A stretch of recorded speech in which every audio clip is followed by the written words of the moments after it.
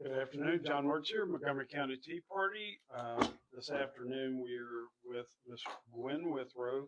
She is currently the incumbent GOP chair. It is December 20th at 2 p.m. And with me or with us, Larry Rogers, Lana Horde, Bob Bagley, and Kenneth Harris. Welcome. And if you like, take up to 5 minutes on your opening, and then we'll go around the room with Q&A. Okay. Well, as they said, I am Gwen Withrow, and I am your current county chairman for the Republican Party here in Montgomery County. And I just want to say I'm really happy to serve the voters of the Republican Party here in Montgomery County.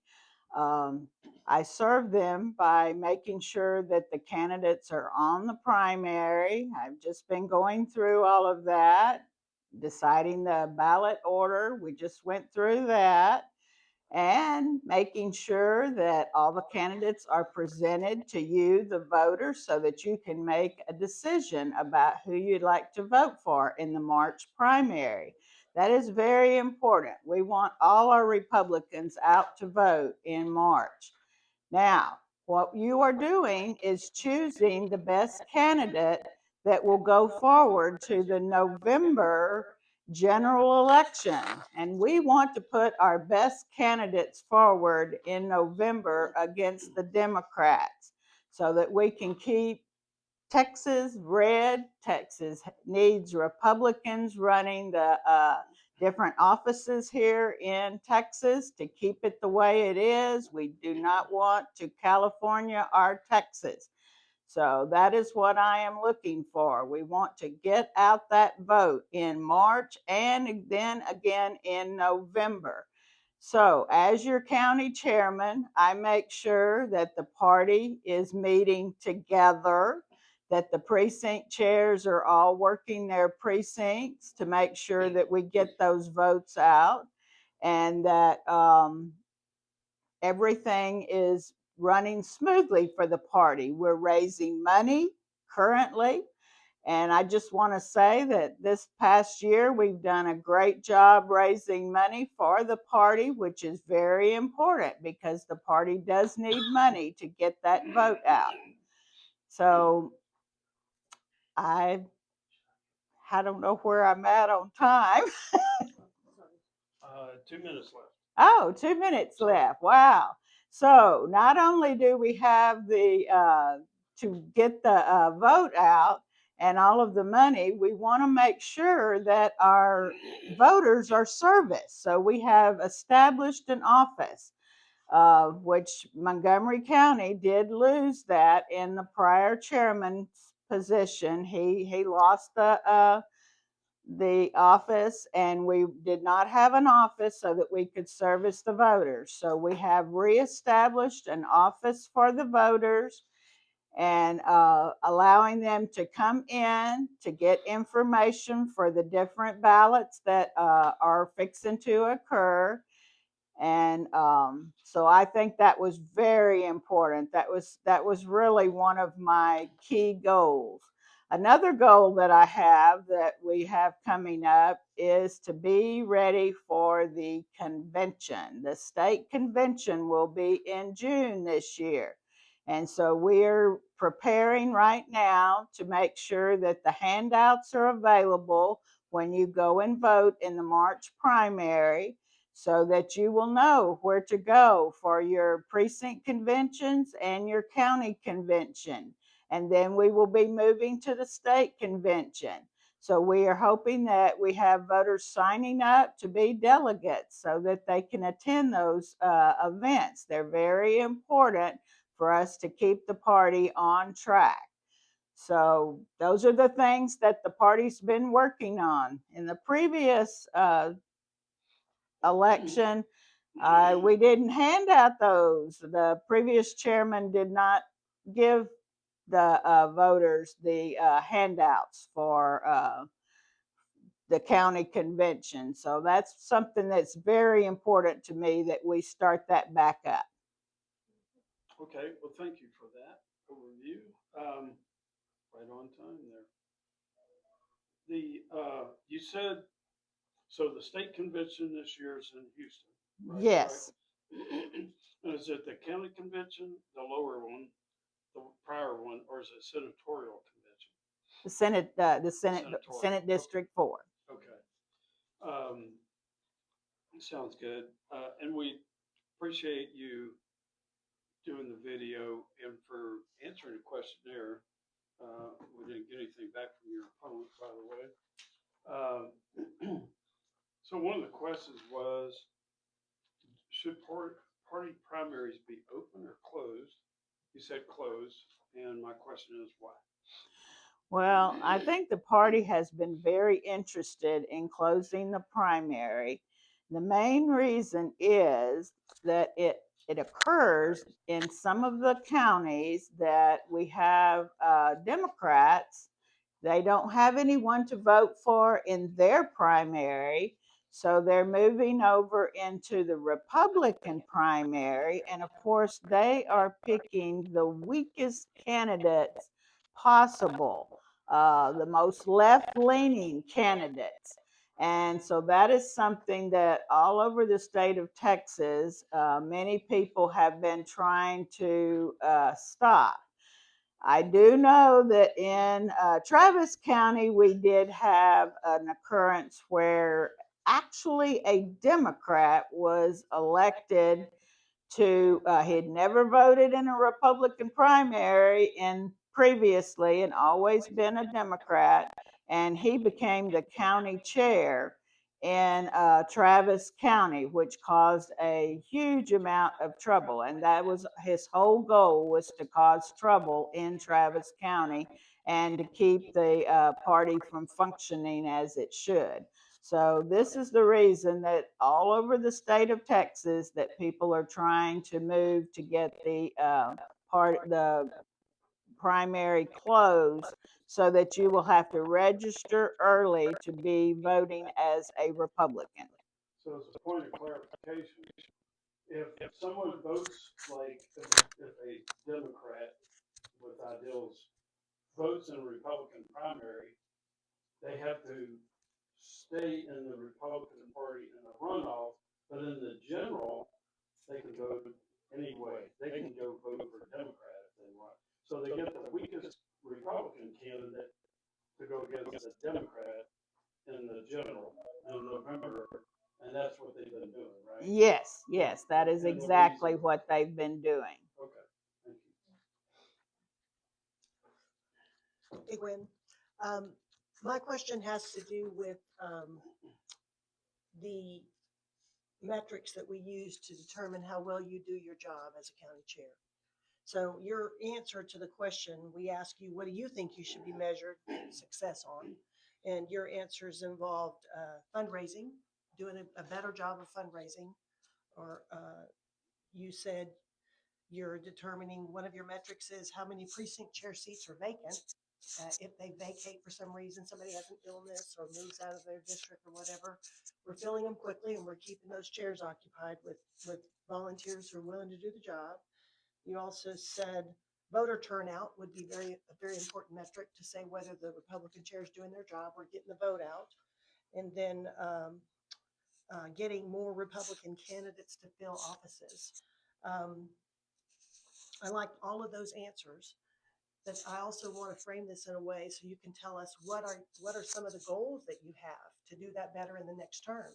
So if we give you another term, what are some of those goals? And then I would suggest adding one more metric to that, and that is that the party's meeting together for the first time. In about Yes. in the 2 years before that, when I was involved as a precinct chair, it wasn't even meeting together. And so it was very difficult to accomplish things when the chair at the time refused to chair the meetings of the majority group of precinct chairs.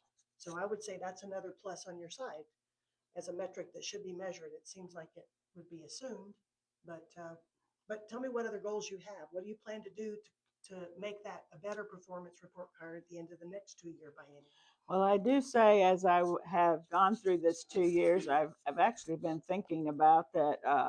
and I have mixed feelings about whether a party chairman should be 2 years or 4 years. But I have noticed that as I've gotten more involved in the election integrity and been at the election office, it seems like I'm just now getting my people in place, and my term is almost over. So it does seem like it's a very short term. You're almost just barely getting your feet on the ground by the time your term is over. So one of the things I plan on working on is election integrity and making sure that we have people there at the election central office and in certain roles to make sure that all of the judges are Republican and that all of the judges are fully trained and that they know what they're supposed to be doing. So we've been working more with Election Central on that. That's one of the things that I want to change. And like I said, in the previous term, they the voters were not even told when the county convention will be coming up. So that I have coming up after the March primary. We'll be working on the conventions. We want to make sure that we have all the delegates in place. In January, y'all will hear about the state plan in which we may actually can get some extra money from the state, uh, from Greg Abbott, believe it or not, for having full delegation. So I think Dale's going to bring that to you in January so that everybody knows about that new plan. That is surprising. So you talked about not being able to, or being maybe overwhelmed with the things that need to be done in a short period of time to get them done while in office. How many terms do you plan on representing the Montgomery County Republican Party? Well, I'm not sure that I should tell people this, but I think 2 terms is about all I really planned on serving. So I'm hoping that I find someone that's stepping up, and I definitely want to be training some folks so that there'll be somebody in place to run next time for the county chairman position and continue the success that we've had. So you were asked, what's your political ideology, and you say the grassroots. Could you give me a little bit of explanation of what that definition means to you, Gwen? What is the grassroots definition? If you're in the grassroots, what does that mean? Well, I can't remember what all 4 words you had there, but I just remember that grassroots really sticks out to me because to me, that is the voters, the actual people. And so I like to identify with the people. They don't have any role. They're not elected officials. They're just people out there watching what's going on in the world, and they want things changed. And so I really like to think of that as the grassroots. And then they start becoming active in the party, and they start getting interested in becoming precinct chairs, and you're moving them along to where they start picking up offices and running. So that's why grassroots really appeals to me, because it's the individual voters just beginning to know about the party. Would you agree that using the term a bottom-up organization, that the bottom Yes. is really the leader and the control of the party, as opposed to a command and control from the top down? Absolutely. The Republican Party prides itself on being a bottom to top organization. The voters run the party. That's the way it should be, right? Yes, sir. Not every Republican agrees with that, but yes, that's how it should be. Thank you.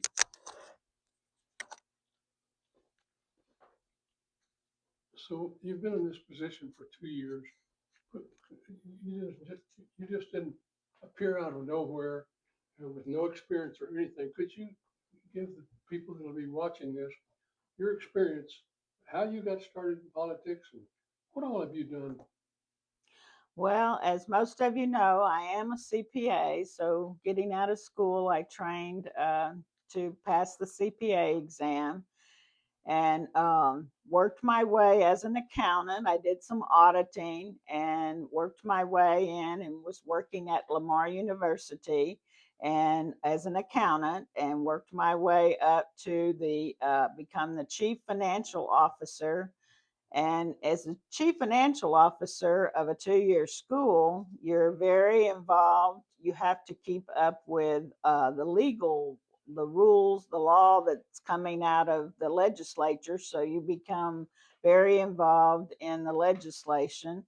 But you aren't supposed to be lobbying the legislatures, but you are involved in it and learning about the laws and who the legislators are. Of course, I would be running the finances of the college. I was there to run the administration parts of the college, making sure it's kind of a college is like a small city.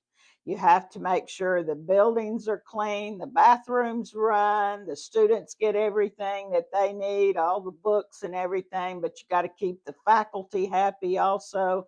They're going traveling. You got to make sure they get their travel vouchers, but they have to obey the rules. And so that's a little tricky sometimes. But anyway, so I had all of that administrative experience, which to me really fed right into this. Now, as soon as I retired, where I could become more politically active, I became involved in the Republican Party in Jefferson County.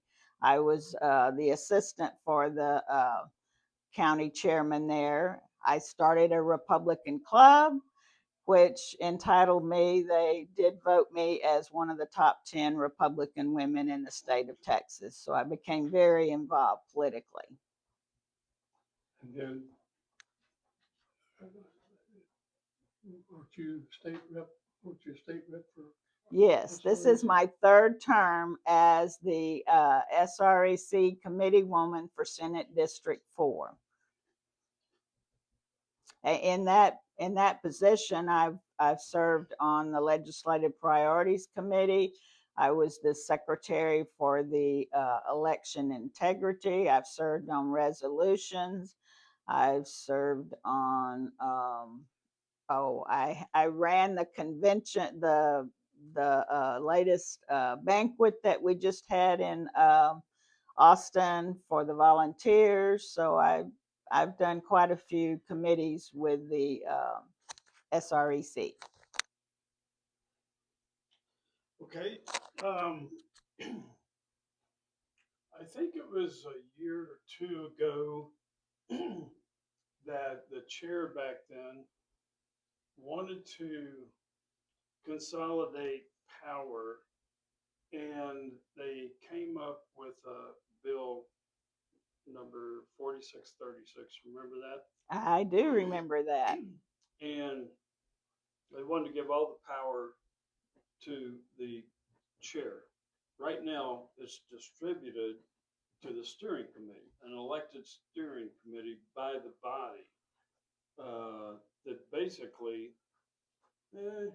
has a lot of duties to do.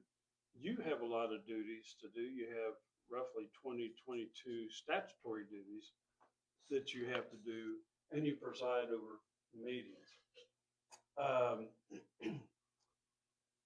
From a success standpoint, with the steering committee, the duties have been kind of distributed out to those members, and we have committees also that do fundraising, including a fundraising committee.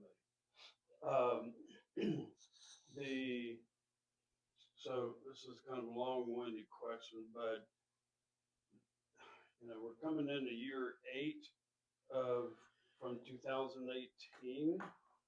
If my math is right, maybe 7, where we've had a steering committee in place. The fundraising had started ramping up those first 2 years, then more the 4 years. But this biennium, you under your leadership, it has been raised 200, now it's 255,000. I The saw that. assistant treasurer calculated that this morning. Just in the last almost year and 18 months, or 18 months, year and a half, and it's almost more than the previous 3 bienniums. And so I think that's what you get from a steering committee, would you say? Distributive power, everybody works. And your opponent, from what I heard, we meet 12 times a year, basically, or at least 11. He wants to reduce it to 4. What is your thought about that? And how's it gonna impact the fundraising? He actually talked about that those 4 meetings he wants to have electronically, not as in-person meetings, which I think we saw some of that in the past, and it's not very successful. You, Disaster. it allows the chairman to cut the mic or just cut people off or not allow them to appear in the meeting. So I definitely am against that. I just don't know what he thinks he can accomplish with 4 meetings a year. So I have no problem working with the steering committee. I enjoy the fact that we're sitting in there, we're bouncing around ideals as at a high level, discussing the different functions and the future of the party and what direction we might can go.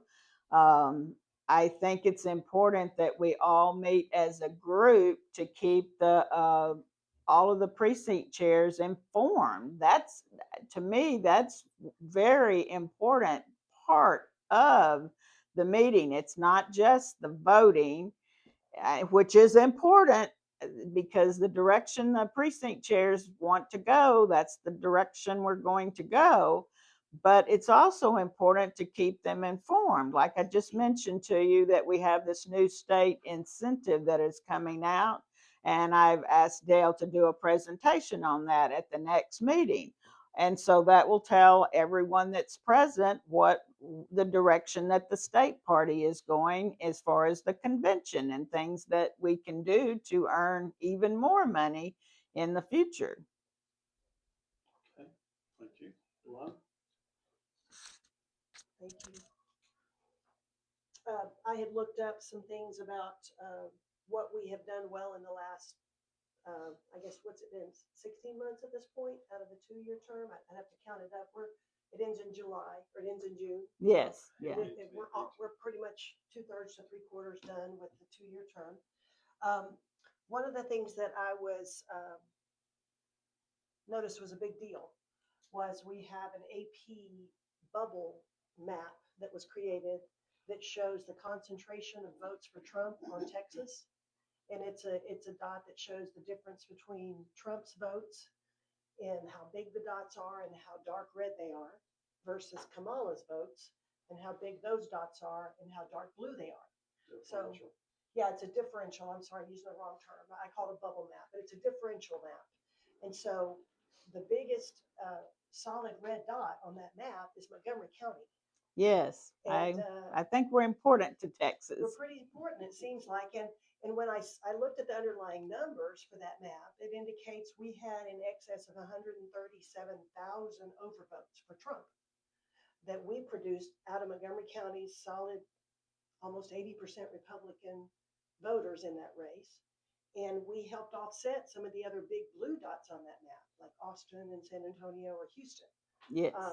So my question for you is, I've heard a lot of stuff on Facebook and I've watched some videos that are telling us that this party is broken. But when I look at that map, I say it's not broken. You know, as my daddy used to say, it ain't broke, don't fix it. So what is your opinion on that? Are we broken? Are we doing good compared to what you're looking at? Well, I've been kind of shocked listening to my opponent. I just kind of sit there wondering, what the heck is he talking about and where has he been? Because if everybody remembers that last election for Trump, we had the greatest amount of lines outside the doors. Everybody was just really impressed and excited about the number of people voting. So it's kind of shocking when he sits there and says that we didn't turn out the vote, because we did. We know we did. I just kind of wonder sometimes when he goes off saying that we have not been successful, because we have. I think, and if you look at the candidates running, I mean, we just have some really fine candidates for the voters to choose from in the primary, and that's important.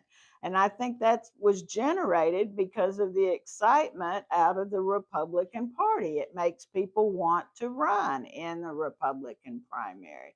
So I think that's another metric that you can use when you have a lot of people stepping forward to be candidates. So I don't know where he's getting these ideals.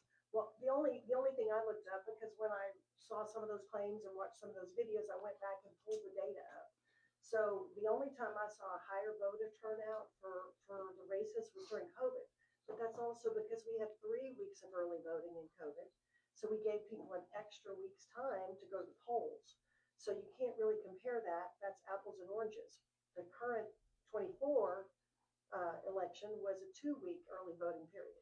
So you have to prorate that number to make any sense. When you prorate it, 24 was still a higher election turnout.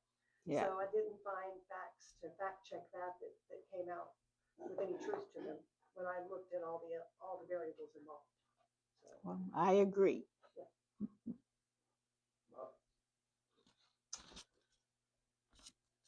What can you do for Montgomery County Republican Party to ensure that our legislature follows the Republican Party platform?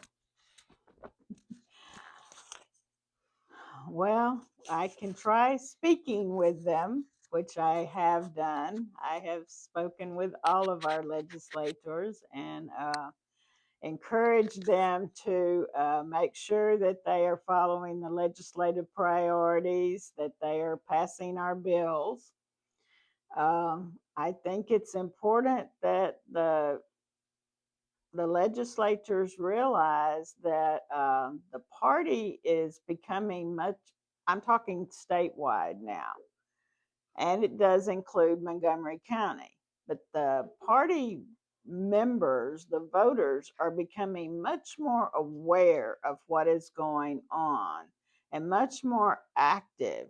And they do not want to see their legislators um, conspiring with Democrats, putting Democrats in power in Austin when we are working as hard as we are to have a Republican majority in Austin. So I have tried to emphasize that to our legislators, and I think they should be starting to realize that. I'm not sure all of them totally get it, but they should be seeing some evidence that things are not going to be like they were back during Strauss's days. Well, I didn't see much of a change this last session with getting our legislative priorities pushed through. Well, actually, we did, amazingly enough, that we got more legislative priorities under this current, in the last legislative session. Believe it or not, I don't think it started out that way, but they did start listening to us. I think that it made the SRECs work very hard. And we actually did get more priorities passed. Um, I'm not sure that's where they started out with, that was their ideal, but they did get a lot of pushback during the session that they've never had before. Now, that doesn't mean that they're doing everything that they should be doing, because we had some that didn't pass. Um, So I'm hoping that this next time they have understood that people are going to be up there in Austin and they're going to be working for those legislative priorities. We're kind of sick and tired of this mutilation of children, those books up there. I just can't even understand why they think it's okay to be having pornography in the children's libraries, things like that. I mean, it just really, but now they did have a gay couple at opening day of our legislative session. They had them proposing to one another, which caused some people that had children in the balcony to feel like they needed to remove their children, and that's just wrong. That's just wrong. Huh? Who allows something like that to happen? Is that the speaker or is there somebody else? And, I suppose so. I suppose that it may have been part of the agreement he had when he went down to make an agreement with them to get their votes. That I'll let you do so and so. I don't know why he would agree to that, but he did. So you said they got a few things passed. Is this when they finally started showing up? Um, we worked very hard, and we actually did it. We got more priorities passed than we have in the past. But I'm not saying that's good. It's better because in the past we weren't getting anything out of the legislators. I mean, I think we got one or two the last time, not this current time, but the last time. But the time before that, we got a big zilch. And so we got a little improvement, and we actually had like 5 and 6, so we were improved. But I think it was because they saw us all up there. All right. So you serve on the SREC, the State Republican Executive Committee, and you're the county chair. Could you speak to how, what the benefit is, what it is, and how great it is that you serve on the Republican Executive Committee at the state level, but also serve as a county chair, and how having that, does that insight help, the citizens and the Republicans of Montgomery County? Could you speak to that?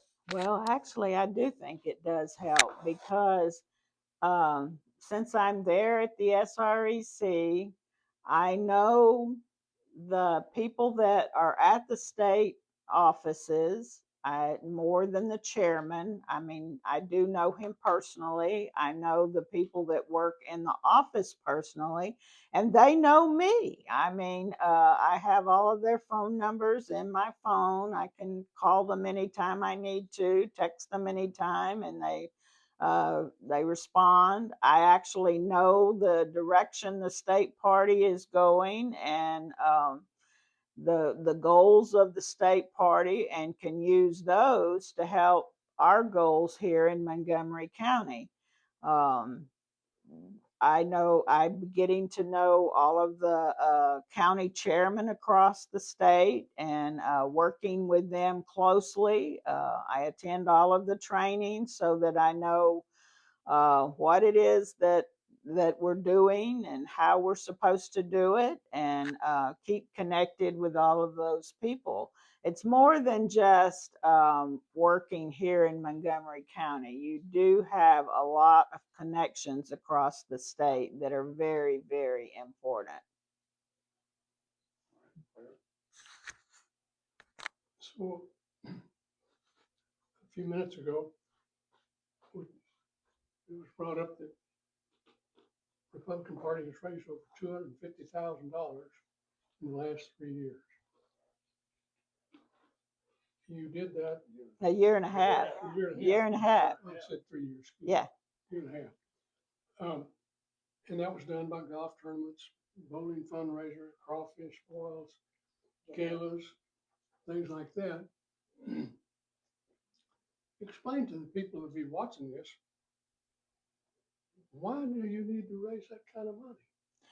Well, and I don't know whether you've listened to my opponent yet, whether you've been to any of the debates, but he kind of doesn't know what we've spent the money on. He keeps asking, well, what in the world are they spending all that money on? And it's like I told him, we did buy some software that we are using to help us with getting the block walking information out to the precinct chairs, and it helps us with our analysis of the voters. It helps us to find fundraising goals and possible people donors for the party.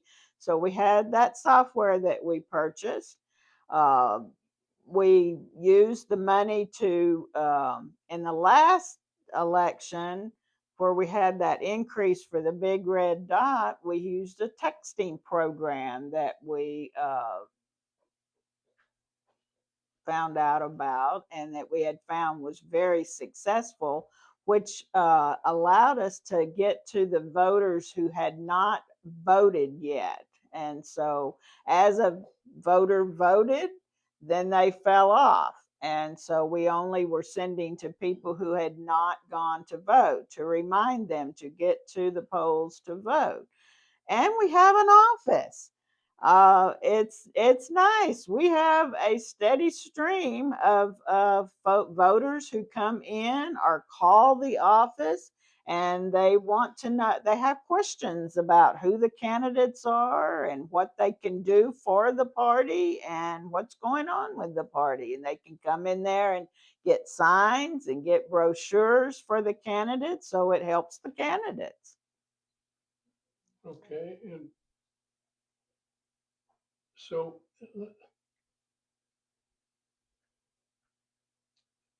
surely you didn't spend all that $250,000 just Oh. on that.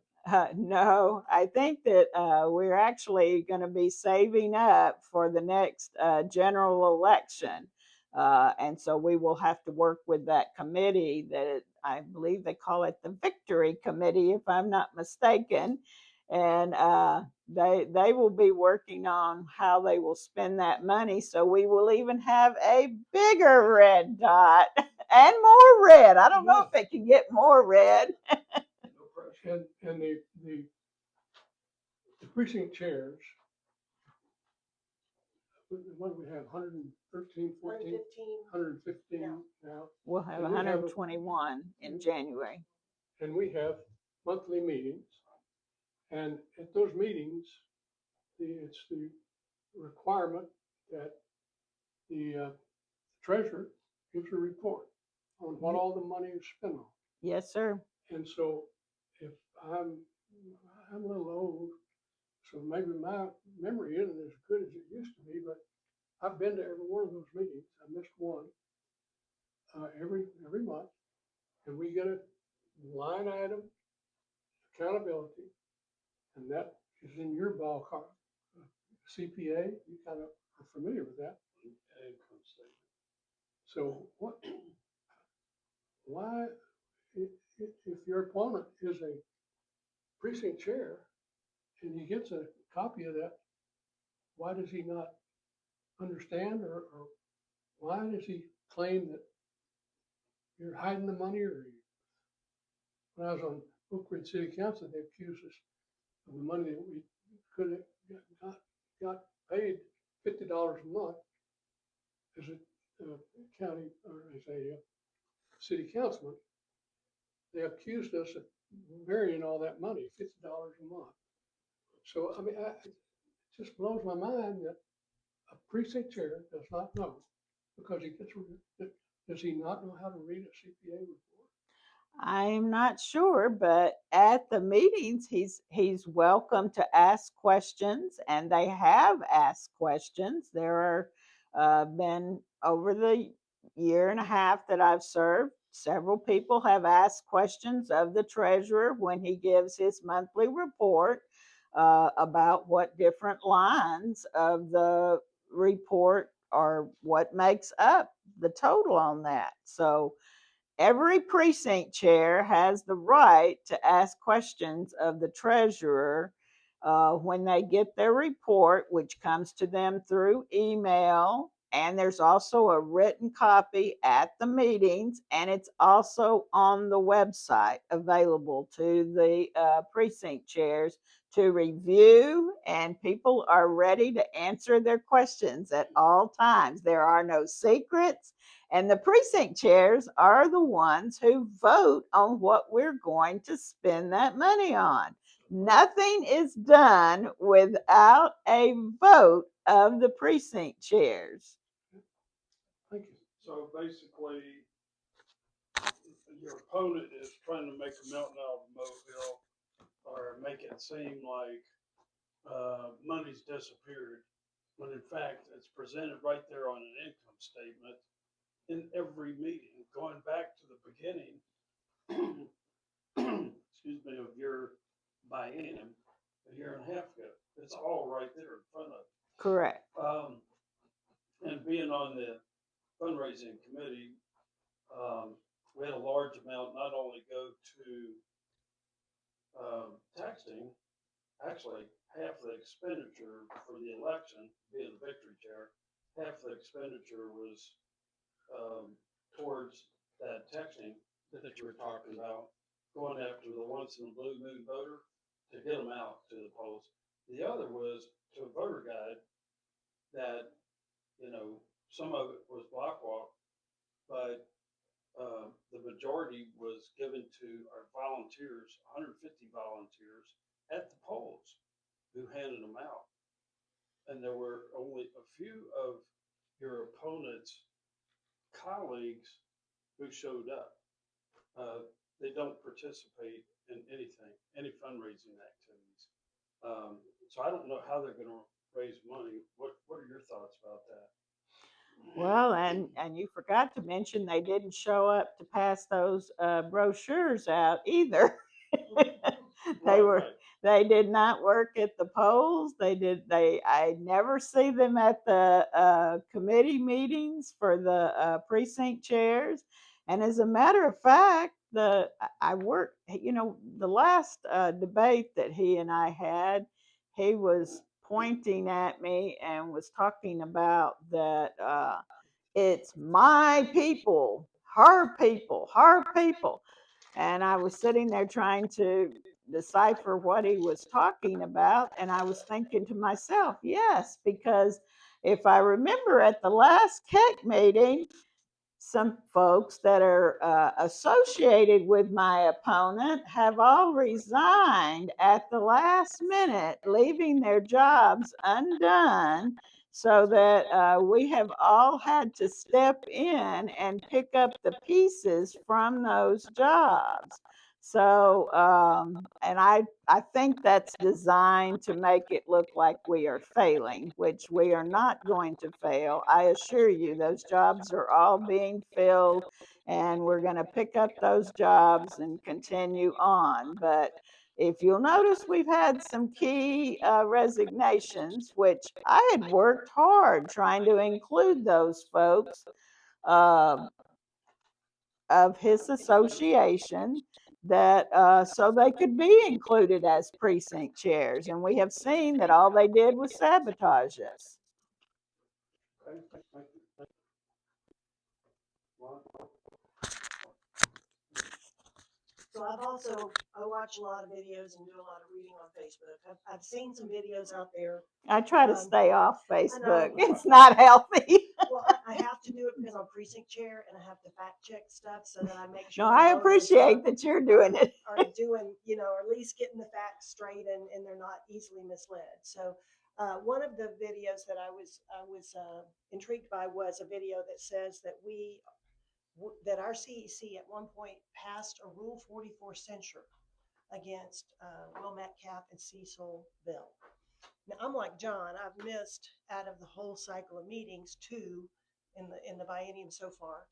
In none of those meetings did I witness us pass a Rule 44 censure. I witnessed us pass a countywide censure.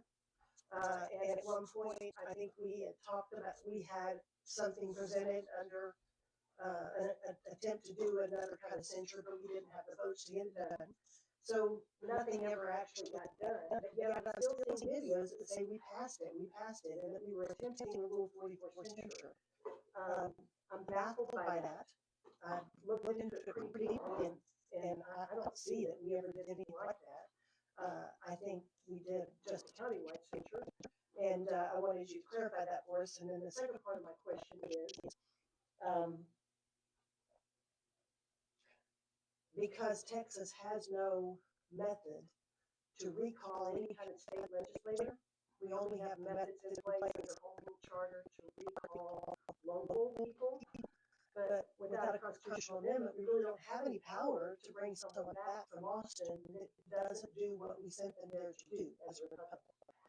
And so, in your opinion, is that something we should look into legislatively and begin to talk to our legislators about? Is we really need a way to recall. I think And because the ways that we have right now are not ideal, and the Rule 44 censure that has been debated and everything, the underlying problem there is no official recall method. And maybe we should be pursuing some things like that as part of what we do in addition to that. Well, I do believe at the next state convention that the Rule 44 will be heavily debated, and I expect some change, some modifications to try to improve it. Of course, this was the first biennium where we had the Rule 44, where they tried to add some teeth to the censor method, and I don't know. Maybe the wording wasn't exactly right on the Rule 44. And we all saw, maybe y'all don't know, but I did because I worked heavily on the resolutions committee, which ramrodded all that through. And it was about a 4-month journey through the resolutions committee with numerous meetings. We had to have more meetings of the SREC because of it, and it was a difficult process. And I don't think any of us want to see it like that in the future. Uh, Knowing what was ahead and the difficulties, and I didn't even envision it was going to be as difficult as it was, but that is the reason we went with the countywide censor, because I knew we could process that, and it would take place. Everything else at the SREC would have been delayed mightily, which they didn't come through. And I believe it was in October that finally those statewide review took place. And as you may know, not one candidate made it through and was taken off of the ballot. So they were all the first two penalties were given. What were those penalties? Well, they could spend money, state money, to say that they were censored, and To inform the voters. yes, Yeah. to inform the voters so they could actually spend state money to send flyers to their constituents concerning their activities. And I'm trying to remember what the second one Might have been was. something about you don't need to maintain neutrality, because I think there's something that says we have to maintain neutrality. Well, it's normal. They got us so excited about the signs going out of the office and everything, but it's normal when you have censored a candidate for that biennium. They only are good during the biennium that they are passed. So any censors that we have passed will dissolve and they will not exist after June 30th. But at this point, it's normal that you wouldn't be handing out their signs out of your office. That's a normal censor occurrence that happens when you censor a candidate.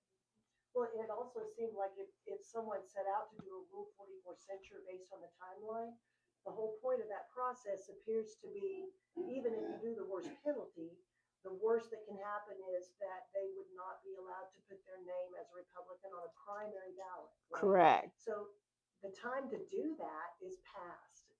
the time to put your name on a primary ballot. Well, So we did pass that when we looked at that, they would have had time to stop them from signing up. Right, but it also seemed to me like the local party would have to agree on it, Oh. 2/3. And then by the time you got that, then it has to go all the way to the state level, SREC, and 3/5 have to vote for it. Correct. And it's like, that'd be like herding cats. You'd never get all those people to agree in the timeline you needed. And to we affect the didn't. March And ballot. we didn't. Right, Yes. yeah, and so that's So why they I'm would very- have been denied access to the Republican, but they always could have run on the Democrat ticket, or they could have run as an independent. So they were really never being taken off a total ballot, but they would have been removed, so they could not have run on the Republican Yeah, if ticket. someone had successfully. But it is a ruled before. difficult process. It was a very, very difficult, strenuous process. And so I look for the state convention, a lot of discussion about are they going to loosen up the rules for that? So I don't know exactly what that'll be up to the delegates. Right. Well, it sounds like, I mean, it was a difficult process, and that's part of the reason we didn't go down that path. We did a Correct. countywide censure instead, because it's virgin legal ground. Correct. Our vacancy committee has done an outstanding job They with have. filling precinct chair openings. And like you said, we're going to have new openings come January.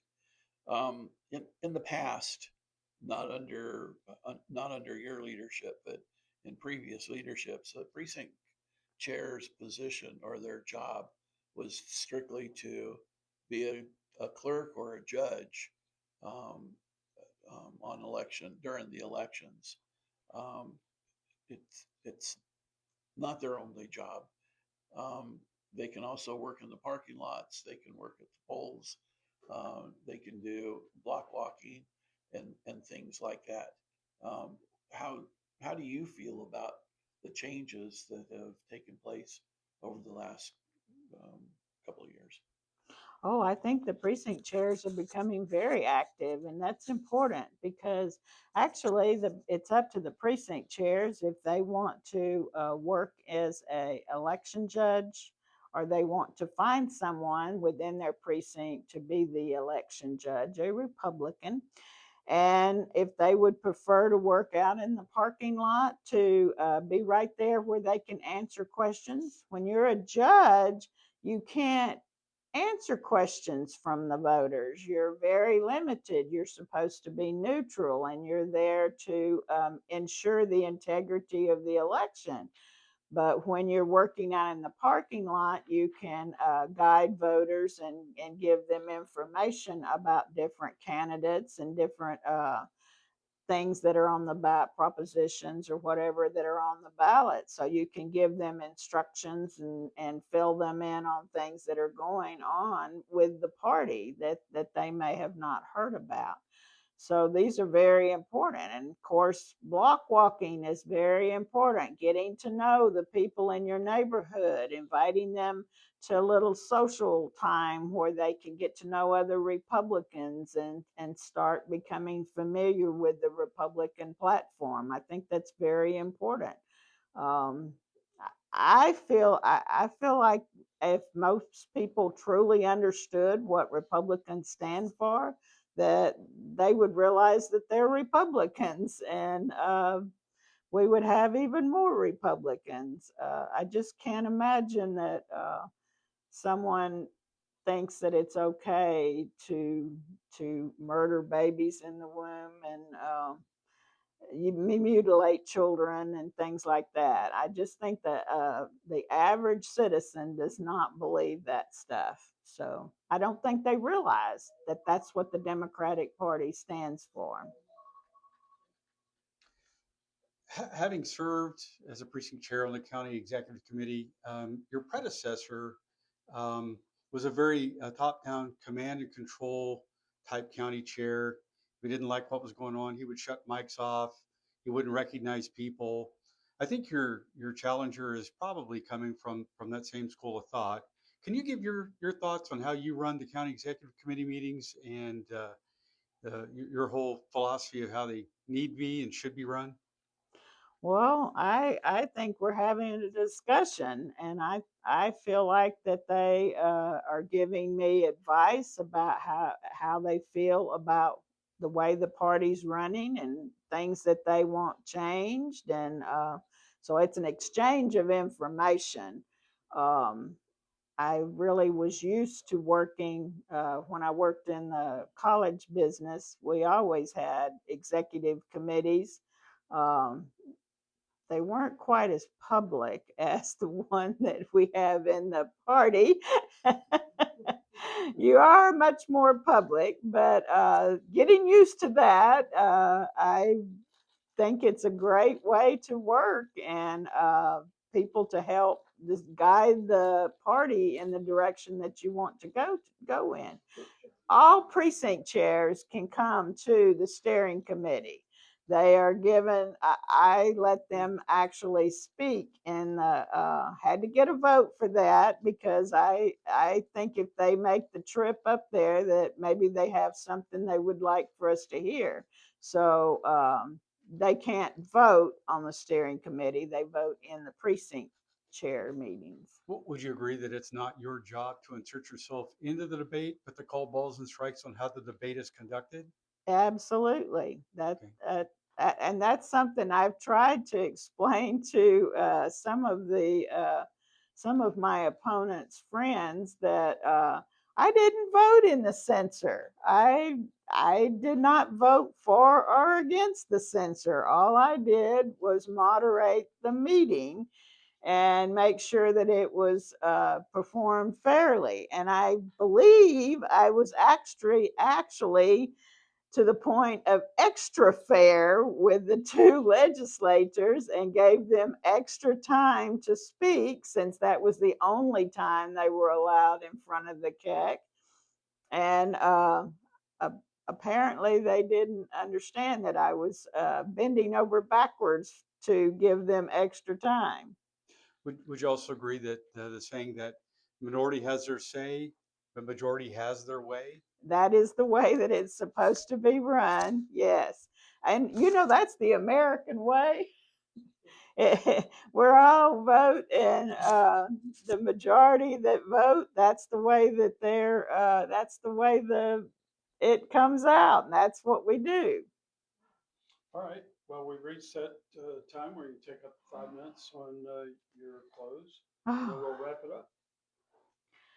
Well, I think y'all have covered most everything that has occurred within the party. And I'm asking for the voters to please allow me 2 more years to bring the party forward, to work on things that I have started to work on to increase the value of the party to the voters and increase our voter turnout. um, I need your help on that. I would not like to see the party split, divided, and not functioning like it has in the past. And my opponent, who is the only other person that is on the ballot, he has stated publicly that he would not like to have county executive meetings every month, that he wants to have them virtually rather than the precinct chairs getting to know one another and meeting together so that they have information about what's going on. And he's planning on dividing. One of the things I find strange is he wants to divide the county executive meeting into 4 separate groups and let them work individually outside of the county executive meeting, which I do not think is a good idea. He's going to dissolve the steering committee, which I felt like asking him, well, how are you planning on doing that without the precinct chair's votes? But apparently he's not worried about that. But he did state that he plans on dissolving the steering committee and working electronically with the precinct chairs. Um, I just I feel like he plans on being a dictator, and I just never have been like that. I wasn't like that as an administrator at the colleges that I worked at. Um, I never ran for this office to have power. I ran for this office so that I could serve the voters of Montgomery County, so that I could serve the party and we could move the party forward. That's what I ran for. I never ran so that I could be a dictator. And each one of the precinct chairs have much value to the party. They bring it forward, and it's my job to help them to increase and learn more about the party so they can move forward and they can have leadership roles in the future. So thank you. I really hope that I've earned your vote, and please, Website? I don't know my website. Oh, Gwen Withrow campaign. Yeah. Where is our local party office located? If someone wants to come by and pick up literature or anything like that? It's on Highway 105, just before you get to Montgomery County. I can't remember the numbers. 18,000. 18,001. It'll be, if you're going toward Montgomery, the city of Montgomery, it'll be on the left Blue Heron? building. Cafe, something? Yeah.